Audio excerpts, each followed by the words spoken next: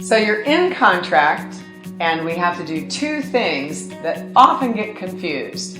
We have to do an inspection and we have to do an appraisal. In an inspection, we actually are checking out the physical elements of the house. So that means we hire an inspector who's licensed by the Department of Licensing, who has a very specific set of rules about how they go about, looking at the house from the roof into the crawl space, if there is one. And they create a report that's filled with details about the condition of the property, along typically with also embedded digital photos showing the condition of the property.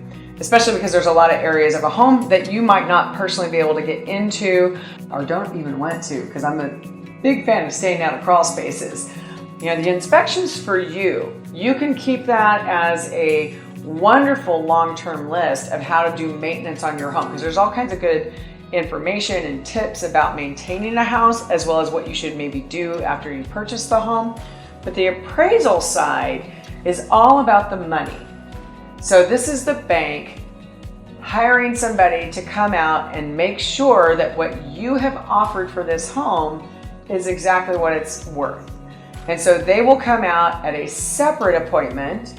That appraiser also has to follow a bunch of different rules. They also create a very thick report that has some photos, put into it. That person will also measure the house typically to make sure that the square footage noted matches, what you're buying.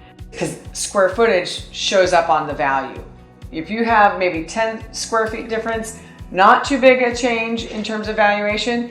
But if you have 400 or 1,000 square foot difference, and homes today are $250, $350, and sometimes $1,000 a square foot, it's going to make a big difference if you have a big disparity in that size. So they are going to measure, they're going to compare, and they're going to compare to like kind. So a single-story house, does it get compared to a two-story house? Does it get compared to a condominium? Does it get compared to a three-story house? And so on.